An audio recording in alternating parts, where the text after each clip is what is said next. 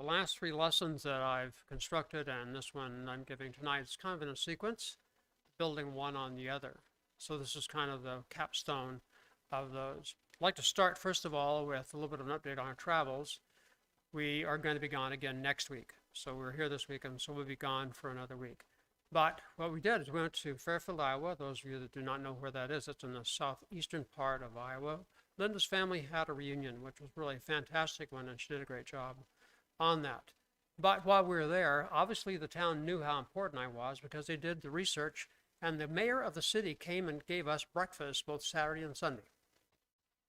Now, if you really want the truth of that, you can ask Linda, and she'll tell you some lame story that the owner of the bed and breakfast was the mayor of the city.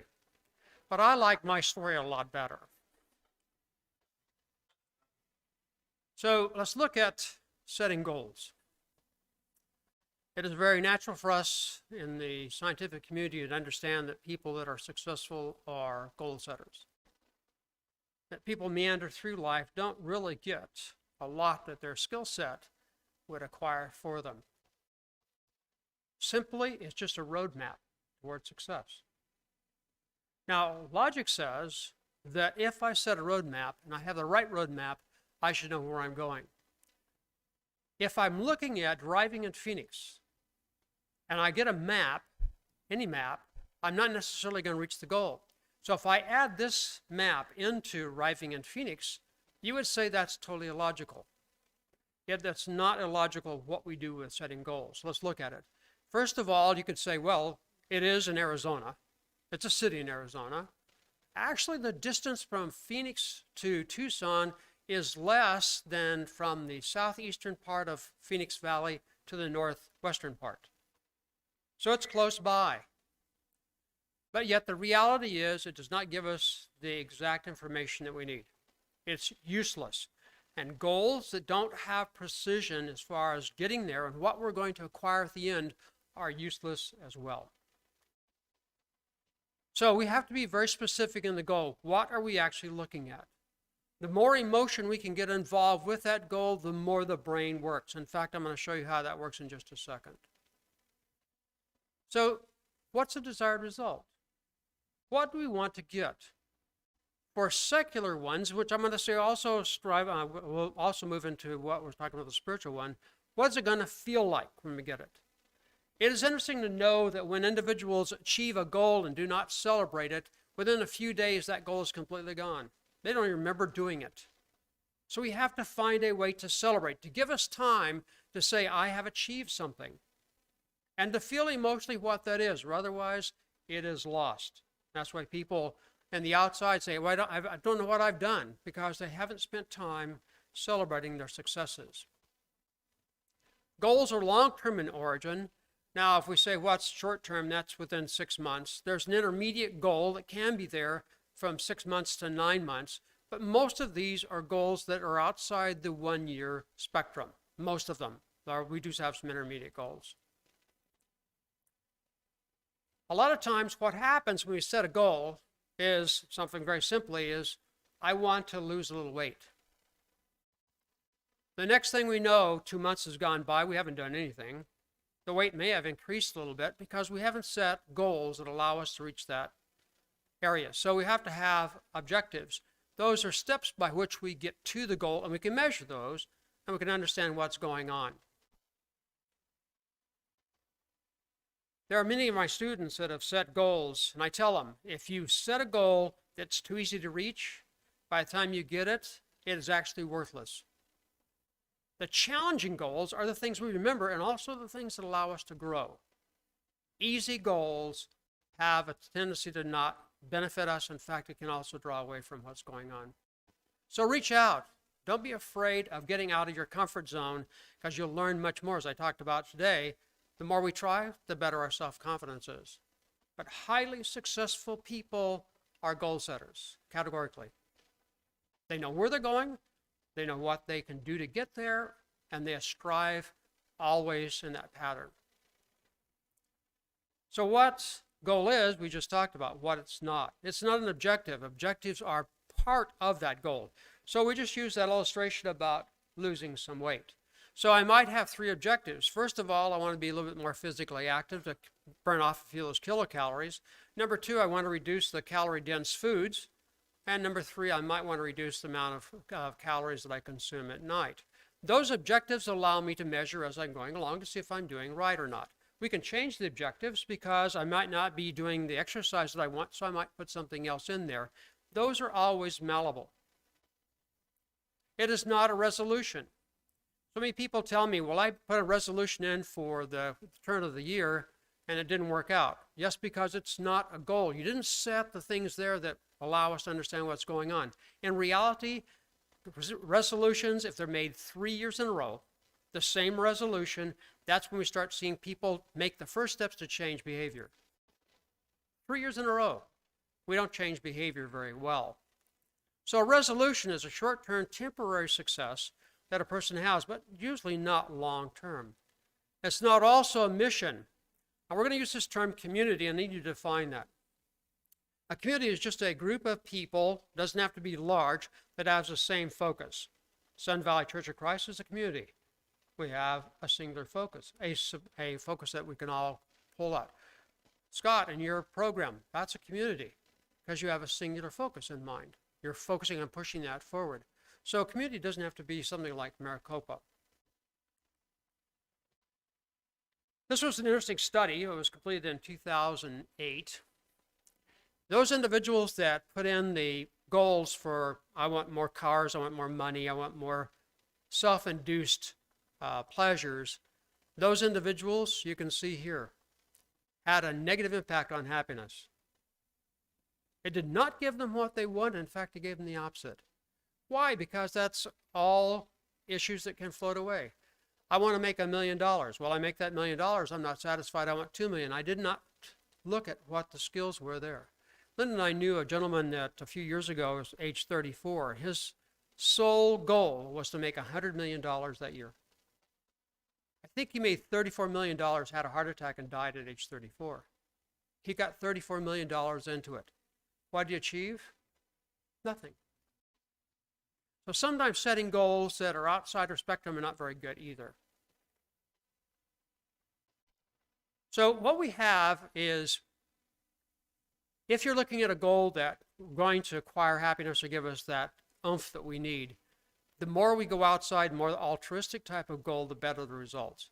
So if I have a goal that I'm not looking at myself solely, but myself, putting myself in there, saying I can help people on the outside, people in my family, people in my community, people in my church, those goals give us the better benefits.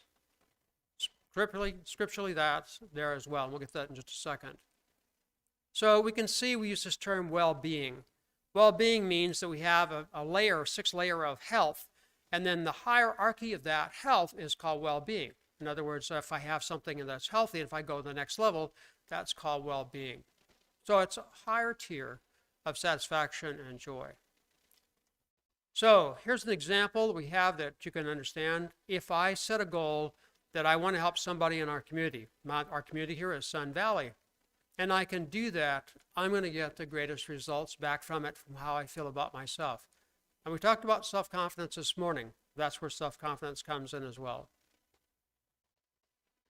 So as I told you this morning, I firmly believe that as a scientist that I can find from the Bible what we should use to help individuals get in the benefits we have secularly.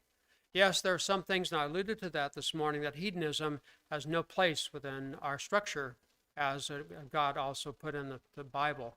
That is an anathema to us. So I'm not saying that we need to be egotistical. That's not what I'm saying. It's that how can we focus our lives, our spiritual lives, to have a better end result? That means to bring more people to us because our lives are better. So the first one of these is they give a sense of purpose. The goals allow us to understand where we're going, what objectives we have along the way, and then how to measure that. That's the first of the 6 we're going to talk about. So instead of meandering around, I know when I write a goal exactly where I'm going. I may not get there at the same time I have planned, but I know where I'm going. When I deviate from the plan, I know the deviation, and I know how to get back. That's why goals are so important. Again, it tells us that we have a sense of purpose, and that goal is important for us. Why? Because we're helping somebody else out in the process. So let's look at the Bible and see, what does the Bible say that this fits? Because I just told you I believe that there's scriptural evidence to support my secular statements. If we put God first, it works. If we put a goal and our name is on that goal and God's not, I'll be honest with you, it's not going to work. So putting God first is the key. We're going to look at that scripture in just a second. But just putting him there does not mean that it's going to be successful. We have to trust him. Have you ever wrestled back from God something you gave him? I do that all the time. Because Satan comes in and goes, you could do it better and faster. And I listen, as sure as the world I go off, the next thing I know, I'm off track. That's just common nature, and that's where Satan gets us. So let's look at Matthew 6:33. But seek what? First, his kingdom. That's where we go first. Not after we've talked about it, not after we have figured out what's going on. First, give it to him and trust him. And this righteousness and all these things will be provided to you. Now let's go back and look at that. This part of the scripture has been called the cure for anxiety. I don't necessarily like that. But let's look at what's going on. Remember that Jesus was being bombarded with a lot of stress from the Sadducees and Pharisees. And what he's got here is he's telling the people that around him, saying, listen, quit working on what you're going to do with your life. Where's your food going to come from? Or where's your clothing going to come from? Quit it. Because if you trust in God, it'll all be given to you. Now, anxiety comes when we put into place something we cannot control. We strive to control it. We strive to focus on it so much. And since it comes back to us negatively, that's anxiety. That's why they call this a cure for anxiety. All these things, yes, the clothes. Yes, the secular issues that we have, God will provide. That's not what we should be focusing on. He says right here, but seek first the kingdom. Give it to God first. And that's why the goal first is that God's name goes on the goal, and he's constantly there at the focal point. We also need a wisdom. And I may have an accelerated IQ, but there's absolutely nothing I have that allows me to understand that I can get a better handle on what's going on than God. God knows yesterday, God knows today, and God knows tomorrow. I've already forgotten yesterday. I've forgotten most of today. I have no clue about tomorrow. So in reality, why am I putting myself first? But yet, Satan comes in and says, well, wait a second, Jack. You're smart enough, you can figure this out. Yes, that's a trap. So without God's guidance, that's the wisdom, we have no way of reaching our goal, no matter how good the goal is, what time we put in the goal, or how important that goal is. Proverbs 29:18. Where there is no vision, the people are what? Unrestrained. That means they meander. They're not being successful. But happy is one who keeps the law. So let's go back and look at that a bit closer. So the no vision, that means that there's no guidance. There's no discipline. No one knows where they're going. They get to the end and what? They have not accrued anything that's worthwhile. So keeping the law, what does that mean? That means keeping God first. He's the first of the list and never taking him away. The second of these is they help us see a bigger picture. Instead of just getting ourselves caught in the mire and sticking there, it allows us to see what we can get on the outside and how we can get to that point. When we have a goal and we review it, which we need to do on a regular basis to understand if we're getting there or not, we can see the perspectives of what's going on, and we can also value whether or not we're meeting that goal, which we can then change the goal. It also gives us a chance in the perspective to see what that quality is. I know all of us here get really excited when we're able to help somebody. I've watched that here. I've watched it being a part of this congregation ever since I've been here for 20-some years. It's a hallmark of what we have. And why? Because we love each other. We truly love each other. And if you need a prayer, man, the prayers come. That's this congregation. But when we do that, that reward, as it were, is free for us as well. I love this. You think that things are limited. God doesn't think about limits. Here the Israelites were going through a lot of issues, and Isaiah got this from God. So look at how God looks at some of the challenges on the outside. Look at these great words. Enlarge the place of your tents. Don't get stuck with small stuff. Let's break it out. Let's stretch out the curtains of your dwellings. Do not spare them. Lengthen your ropes and strengthen your pegs. With God, the small things become very large because He knows what's going on. He gives us the guidance. Not us, but God. Too much of our goals are set with our names there and very little of God. It's very natural for us to go back into it and say, yes, I can do this. But it's not ours. Give it to God and leave it there. The third of these, it helps provide motivation. Motivation is a very interesting spectrum, and it's really emotional and it's very fluid. It's very hard to measure sometimes, but we can see that as far as the perpetuation of a goal. When we put a goal down that's very specific, it allows us to stay with that.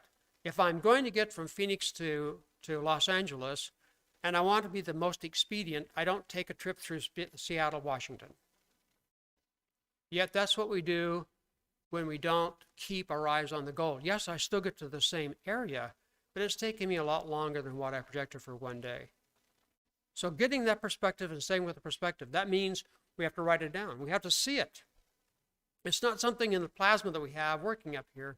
It's got to be in front of us. We're going to talk about writing it down in just a moment, how important that is. So that allows us to go back into our personal vault to find out what our personal skills are, what each of us does to the best. Each of us have different talents. We've had 2 beautiful parables on that.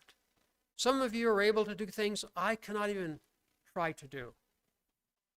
And that's the beauty of a congregation coming together, where you can look and say, I can't do what A does, but I can do what I do. And you do the best you can at what you have.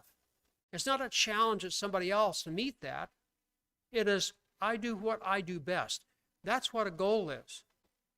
Our elders came to us a few months ago, and they delivered the goals.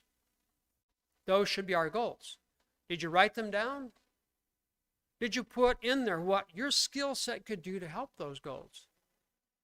If you didn't, we lost the goals. And we need to reacquire them very quickly. This love letter that Paul wrote to the church at Philippi has this, Philippians 3:13 through 14. Brothers and sisters, I do not regard myself as having taken hold of it. Now, what's he talking about? His salvation, truly, because getting into heaven. Yet, but one thing I do, forgetting what lies behind and reaching forward to what lies ahead. How much of our time is spent trying to resolve the things of our past? They creep in my life too often, and I'm sure it does for you as well. He's saying, you can't live there. You've got to get past it.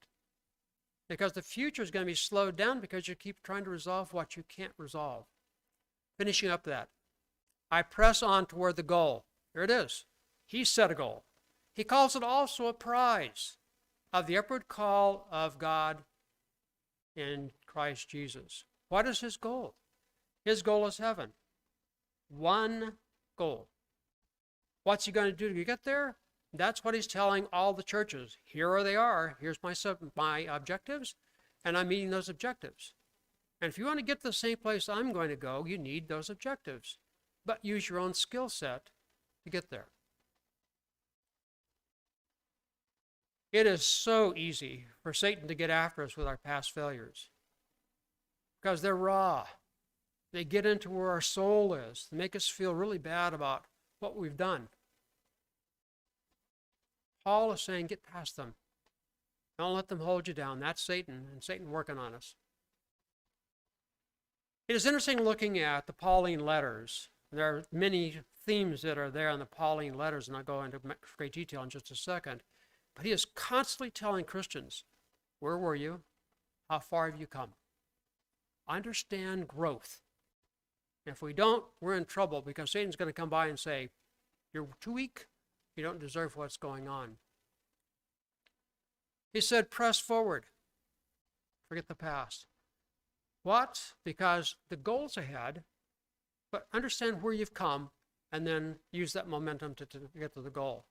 I love this quote by Seneca. He was a Stoic philosopher about the time of Christ, a little bit later than that in the Roman area. He said, don't stumble over something behind you. Let it go. It's already passed.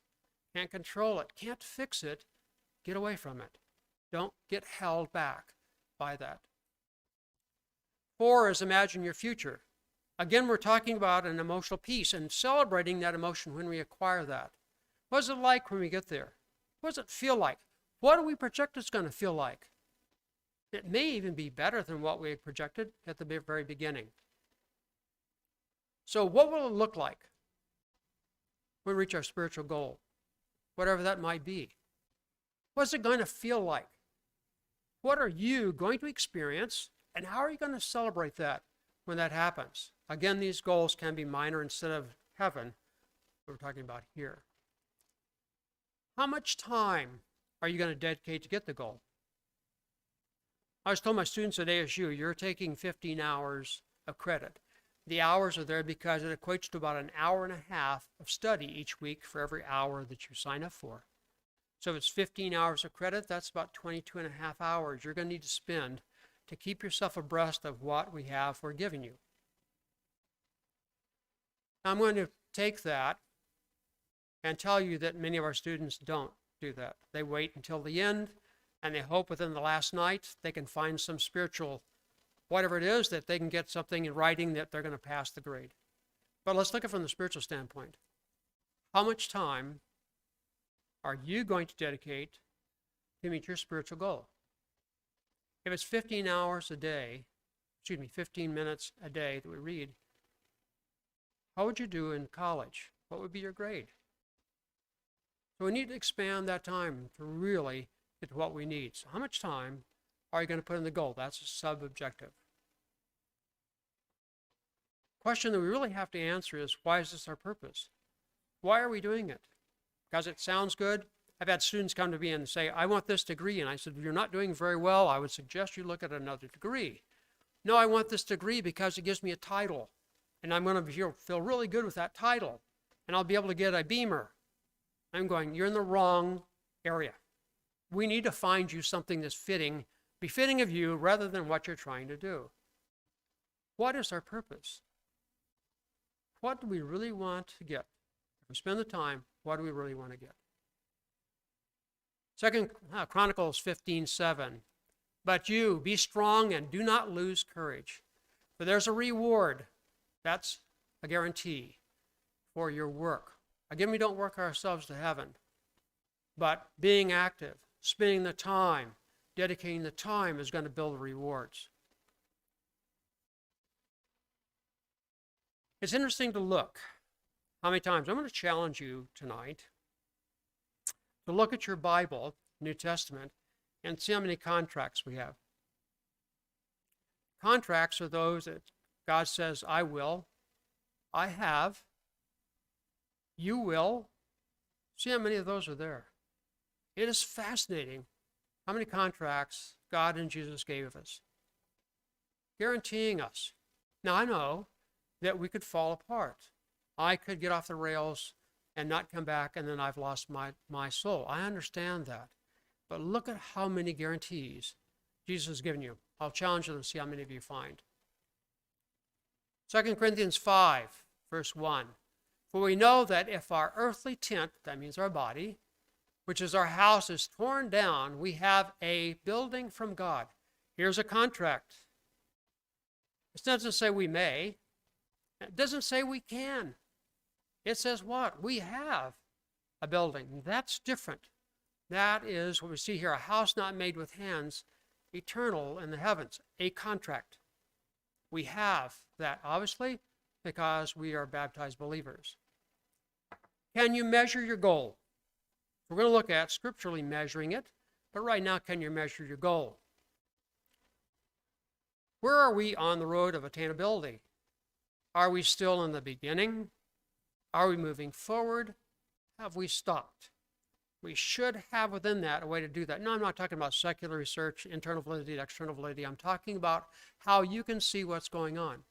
The reality is we don't have a linear line. We're not like that. Humans don't work in that, and very little science has that linear progression. But what we do is we have the cyclical process where I'm really strong one day and then I have trouble the next day, and I'm really strong and I'm trouble. That's how we work. But the reality is I start here and I look over time and see, wow, I have made this great change here. That's what I'm talking about. Do you understand how much you've achieved? Because Satan's going to come back and say, no, look at you. You're doing the same thing you did back here. You haven't changed at all. But in essence, we have seen that linear rise. Again, it's not secular research. Very simply is, are you experiencing growth? How you define that really is depending on what you had in the beginning. But what were you like when you first were baptized? What are you like today? Do you see the difference? You should see a significant difference. Because we've grown. Even though we fall back, we have grown so much.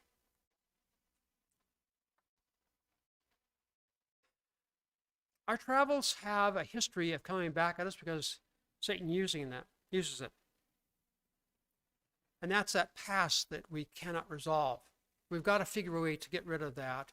When it comes in, we always tell our students, when you have a brain thought, it's coming through that you want to get rid of, the only way to stop it is to say no or stop. Your brain will stop. But if you don't have something to put in its place, it'll continue to go. So you say stop or no emphatically, and you can do that without being out loud because it's kind of funny in a group when all of a sudden you're saying no and everybody look at you and wonder what's going on. But you can do that without saying it out loud. It'll stop. And you put in, I am not that person that was before. I am a different person. What's interesting is the brain will stop. It will stop that process. It is a simple task we teach individuals that are struggling with those inner demons. Philippians 3:20 and 21. For our citizenship is where? Heaven, not here. Our goal should be there. Not here. Our goal should be there. From which also we eagerly wait for a Savior, the Lord Jesus Christ. Let's look at this word, eagerly wait. Those two words right there. My math is off. Those two words rather than one. So what does that mean? That means I know it's guaranteed and I'm waiting for it.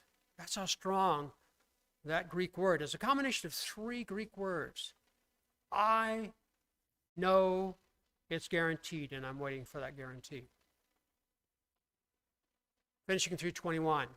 Who transformed the body of our humble state into conformity with the body of his glory. Again, that earthly tint changing into something else. By the exertion of the power that he has, even to subject all things to himself. Who does that? Jesus Christ. Why? Because now we're part of him. Because we've been baptized with his blood. We're clean. We're new. So here it is. I eagerly wait. I realize it is for me. And I'm waiting for that. I'm excited because I know it's mine. That's the strength we have with us here. What body? I don't know. Anybody have an idea what we're going to look like? I don't know. I'm excited about it. I know it's going to be better than what I have, but I don't know what it's going to look like. Too often we get caught without a perspective. We get caught not looking at that to review where we're at. We don't look at where we've been, and we're going to get lost in the way. Those goals are workable if we keep them in front of us. We are here because of Jesus. We're not here because of something we've done, or that way we would work ourselves into heaven. So who is this person?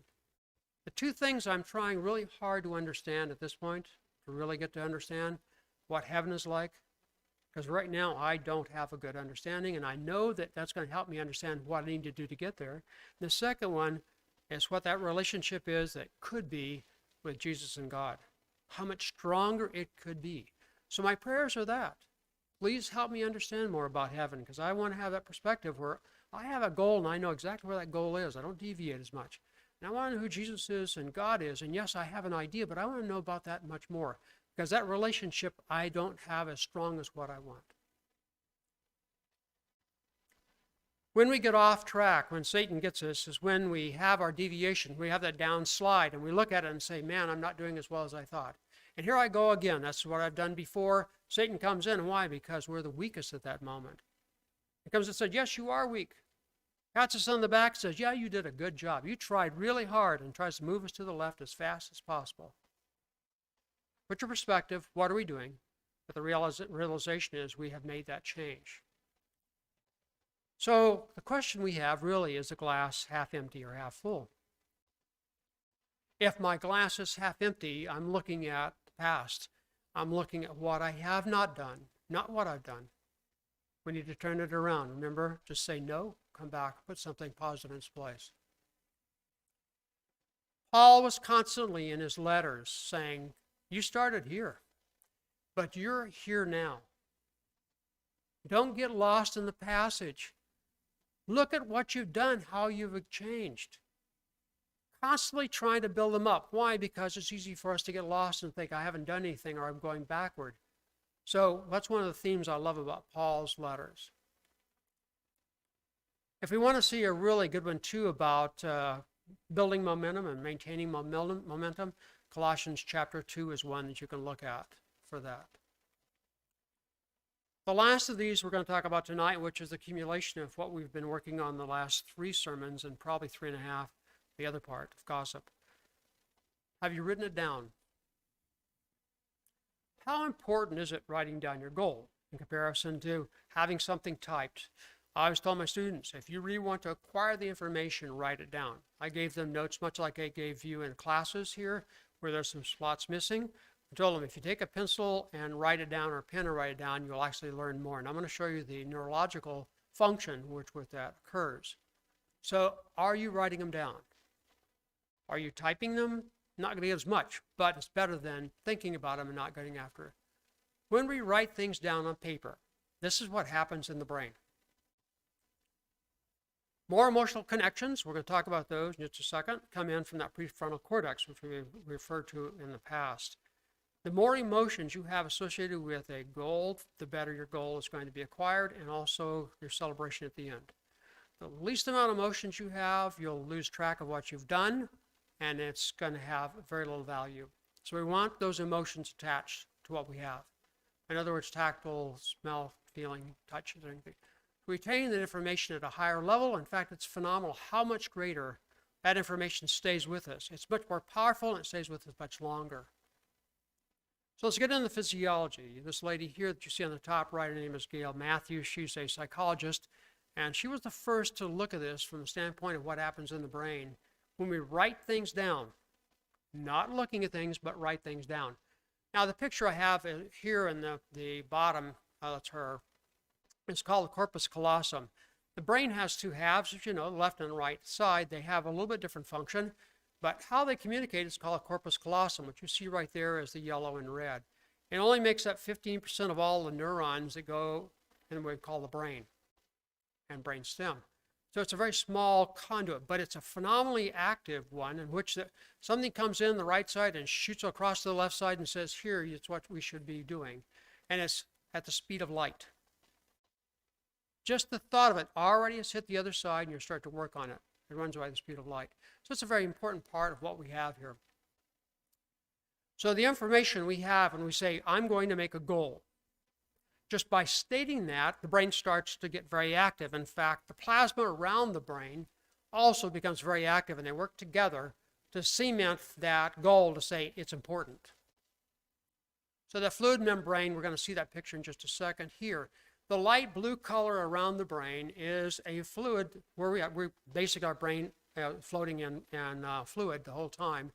And that fluid starts to move at a much faster rate when we go and tell it that we have a goal. Something about those two working together is very fascinating for me. And you can see it works all the way down to the cerebellum, which is that little piece on the far right side. And if you look at it very closely, you can see that it spirals down the spinal cord. It doesn't just stay in the brain. In fact, it runs up and down the spine to tell the body, hey, we've got something here that's important. So that's how the body works in trying to get things out. Now, we're going to go to the hemispheres, and I'll finish that. And I don't want to get too technical, but I want to define this a way by which you can understand more. The two sides of the brain are really important for us. When we're logical, we have that right side of the brain, the left side of the brain, which comes in and says, here's what we need to do. But remember I told you we've got to have that emotion, and more emotion attached to it allows us to become more engaged in it, which we understand when we get to the end, the value of what's going on. So now the left side of the brain fires across the corpus callosum and says to the right side of the brain, which is the creative one, hey, we need to work together. When those two are enacted and we write it down, things change dramatically. It's not just that the signal is fired to us and we have an idea, it is supercharged. Just writing it down will supercharge things. So the creative side is engaged at a higher level just by writing it down, not computer writing. As that signal, which is now supercharged, hits the fluid around the membrane of the brain, it fires the signal in much greater and also down through all the neural networks, even to the smallest part, telling us that is important and that goal we're going to have as our focus. It's fascinating to look at the neural net with just writing things down. By the way, I told you this morning about some errors and information that is airborne. When I was looking at this, I was doing some research, and I love to look at the corporate research right now because they're not staying in a crystal castle, which means that just in the logic of what would I do with research, it's the application. And I was looking at this, and there was an article on this subject right here by a senior vice president of a well-known corporation. So I was excited to see what she had written about it. And you saw the picture of Gail Matthews. 2 times in her article, she mentioned that it was he. Got the sexes wrong, gender wrong. She also had the brain wrong completely. Please look at what you're reading because there is some really bad stuff out there. The credentials she had should have been better than what she gave as far as the product. So let's get to this and say what we have at the end. Let's pull it all together and say, are goals important? Categorically. Are the goals the elders gave us important? Categorically. Are they our goals? They better be. And if we get our emotional piece together with our skill set, they will be active goals. Otherwise, they still stay with the elders. They're not our goals. We need to get the goals for ourselves. So looking back to Corinthians 3:3, being manifest that you are a letter of Christ, cared for by us, all, written not in ink, but with the Spirit of the living God, not on tablets of stone, but what? Tablets of what? Human hearts. Emotion. The center core, the base of who we are. So, have you written your goals down? Spiritual goals. If they do, you've written them down, you're better than most people. In fact, you're better than me. I'm working on this myself. This is my sermon to myself. I need to do this. So I'm challenging myself in front of you. When I do that, I'll probably do it because I don't want you coming back and saying, have you done what you told me? Now I get embarrassed. I go, no, I haven't done that. Even though I told you to do it. Have you written your spiritual goals? Do they align with what the elders have given us? How often do you review them? They stay too long, they get moldy, they lose traction. How far have you traveled in your spiritual journey since baptism? How far have you traveled just in the past year? Don't let Satan come by and say, no, you don't deserve this because you haven't accomplished anything. You've got to challenge those statements before they come to you. Again, to end this, Highly successful people are goal setters. Highly successful people are goal setters. We should all be highly successful Christians. I hope that something of what I've given in the last 3 sermons, about 3.5 sermons, has been uplifting to you and maybe get some traction from where we all spin, which I do as well, with Satan getting back at us and slowing us down. When you stop momentum, as we know from the law of physics, it takes a lot more energy to get something going after it's stopped. So if there's something we can do, if there's some way we could help you, if there's some way that we can just give a hug, whatever it might be that your needs, that's what we have now. So please come forward as we stand and sing.